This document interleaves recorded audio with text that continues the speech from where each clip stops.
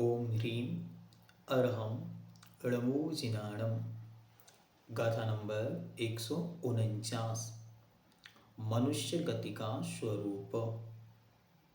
मन्नन्ति जदो नित्यं मणिण णियूणा मणुकणा जमः मंडुभवाय सभ्ये तमः ते मानुषा भणिता। मन्नन्ति जदो नित्यं मणिण णियूणा मणुकणा जमः मंडुभवाय सभ्ये तमः ते मानुषा भणिता। मन्नन्ति अर्थात मन्यते, मनन करते हैं, विचार करते हैं। यतो जो, नित्यम नित्य, किससे? मणिण मनसा, मन के द्वारा। जो मन के द्वारा निरंतर मनन चिंतन करते हैं। निपुणा, जो निपुण होते हैं, निपुण मतलब कुशल, कलादिक सब में। फिर मणुकणा, मणुकणा मतलब मनुष्य जो उत्कृष्ट, यस्मात् जिसके द्वारा। और कैसे हैं? मनुद्भवाश्च, मनु के द्वारा उत्पन्न है जो। मनु मतलब होते हैं कुलकर, तो कुलकरों की जो संतति है, मतलब कुलकर्तों की जो परंपरा है। तमः इसलिए ते वे मानुषा भणिदा, मनुष्य कहे जाते हैं।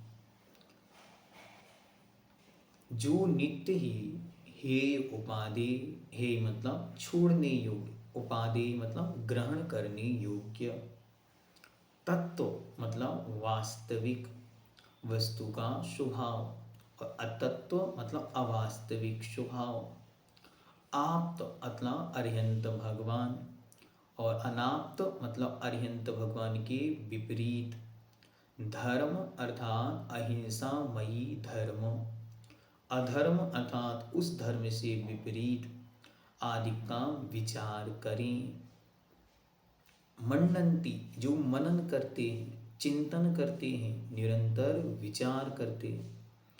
और जो मन के द्वारा मनसा, मन से क्या करते हैं? गुण दोष आदि का विचार स्मरण आदि कर सकें।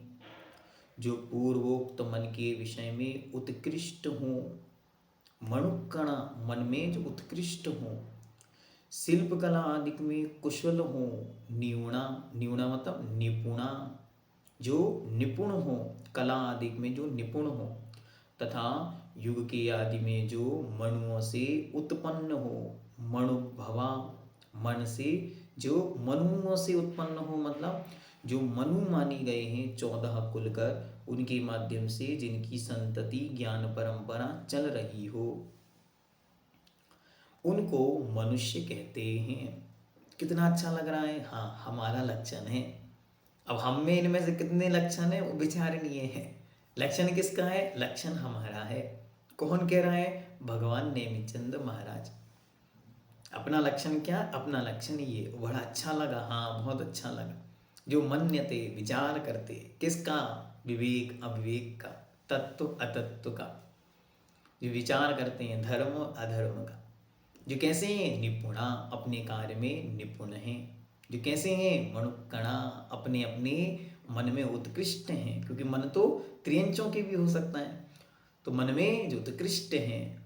फिर मणुभवा, मनुओं की जो संतान है, उनकी जो परंपरा चली आ रही है, उस परंपरा में उत्पन्न हुए हैं। जिनका मन विषय तीव्र होने से गुण दोष आदि विचार स्मरण आदि में जिनमें उत्कृष्ट रूप से पाया जाए, अवधान आदि करने में जिनका उपयोग दृढ़ हो। अवधान आदि मतलब शिक्षा को ग्रहण करके दिमाग में सेट करना, तथा कर्म भूमि के आदि में आदिश्वर भगवान तथा कुल कर्म ने जिनको व्यवहार का उपदेश दिया, इसलिए जो उन्हीं की अर्थात मनुओं की संतान कहे या माने जाते हैं उनको मनुष्य कहते हैं। हम सब कौन हैं? भगवान आदिश्वर महादेव, आदि शिव, आदि योगी, आदि प्रजापति श्री आदिनाथ भगवान के ही वंशज हैं। उनकी ही पवित्र परंपरा में हम उत्पन्न हुए हैं। क्योंकि अवबोधनार्थ मतलब ज्ञान के लिए मनु धातु से मनु शब्द बनता है, और जो मनु की संतान हैं उन्हें कहते हैं मनुष्य। मनु मतलब अवधान, अवधान मतलब होता है ज्ञान, जानना, चिंतन, विचार, इसे कहते हैं अवधान। जानकारी, सलाह, इन शब्दों में अवधान शब्द का प्रयोग होता। अतएव इस शब्द का यहाँ पर जो अर्थ किया गया है वह निरुक्ति के अनुसार है।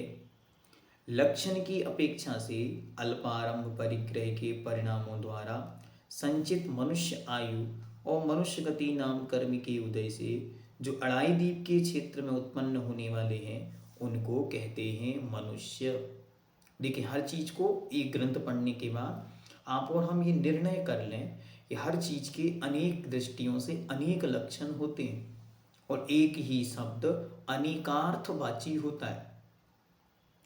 इसके लिए एक सूत्र प्राकृत व्याकरण के अंदर आता है कि शब्दानाम अनेकार्था, शब्दों के अनेक अर्थ होते हैं। तो जो भी जितने भी शब्द आप पढ़ते जाएंगे उतना आपकी ज्ञान का क्षयोक्षम बढ़ता चला जाएगा।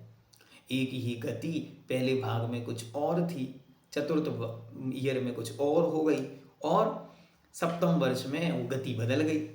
मनुष्य गति गति है, लेकिन उस गति का स्वरूप एकदम बदल गया। ये स्वरूप तो हमने कभी नहीं पढ़ा था। हाँ, तत्वार्थ सूत्रकार ने भी इस प्रकार का लक्षण नहीं किया।